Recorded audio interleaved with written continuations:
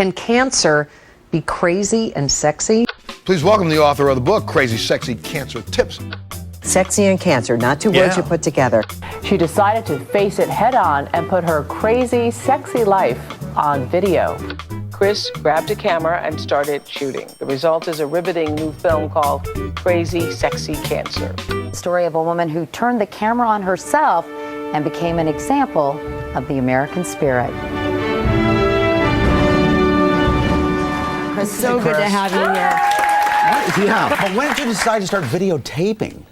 Right away, a few Really? weeks after. I was really scared, and I knew I needed another focus. So I picked up my camera and I picked up my pen and I just started filming and writing. And so you filmed everything. I mean, even, yes, everything. For 4 years. That's why I called it an adventure story, because I don't like to call it a battle, because obviously I don't want to lose. So, as, you know, going out on this big journey, I met other women and doctors and gurus and teachers, and as I was looking for the cure, I really found my life. Well, how are you doing now? How are you? I'm fantastic. The cancer that I have is completely stable, and I'm happy, and I think healthier than I was before I was diagnosed. You still have the tumors I do. They're beauty marks, though, I call them, on your liver and my lungs. and your lungs. Yeah.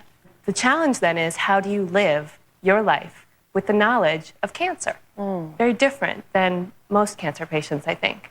Because for me, it's about going the distance. I might not ever be able to get rid of it. Do you think about the beauty spots on your liver every single day? Does it influence every decision? Is it a part of, I'm going to die, I'm going to die, I'm going to die all the time? No way. No way? I mean, right now I'm sitting here with Crazy Sexy Oprah. I mean, that's what I'm thinking about. But there's so many people in this country who are living with cancer. Thank you. Absolutely. And we're living with it, and we're thriving, and we're paying our bills and our taxes, and, you know, we're doing the laundry. We're just regular people. And I think it's important to change that stigma, because it saddles a lot of folks, and especially young women, who have their whole lives ahead of them and they feel like they need to be shelved. I spell cancer wrong half the time when I write it, just to poke fun at it. How do you spell it? With an S. C-A-N-S-E-R. Because it demystifies it. Even looking at it on a piece of paper scares the bejesus out of people at times. What therapy have you found that has been the most helpful? Or has there been anything that's been helpful? Well, for me, I think it's been my diet. What could I can control? Because cancer is so chaotic. The only thing I found is what I consumed. And that's what you think, what you eat, what you drink, and your spirit. Right. So I really took back the night in a way and became what I call an empowered participant in my healing. The main reason I want to meet with Chris is to find out what her secret is. What is she doing that I can share with others? I like the fact that she didn't just trust modern medicine.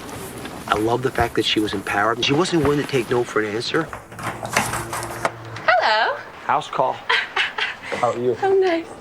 These are your weapons in the war on cancer, right? These are our tools here. This is what I have for breakfast every day. Now, when did you start doing this? When? Yeah. When I got the wake-up call. You didn't do it all before? No, I did martinis before. Now I do green drinks. But you know what? We will serve it in a wine glass just to make us feel funky. If I was in your shoes, I'd still be wanting to make sense of why this happened and whose fault was it, and be fighting the battle. I wouldn't have made peace with the reality. Well, first of all, I think that life is just too sweet to be bitter, you know? Yeah. I looked around me, I'd made so many changes, and I thought, this is an awesome life. I mean, honestly, I don't think anybody has a better life than me. Access. Cancer, cancer, cancer, cancer. Today, the best evidence yet that good can come from bad. I fell in love. Chris Carr and her Crazy Sexy Cancer documentary cameraman Brian felt deeply for one another, not letting the threat that Chris's cancer posed get in their way. To him, it didn't matter. With or without cancer, he liked me. And after an intimate courtship, Chris and Brian made the ultimate commitment.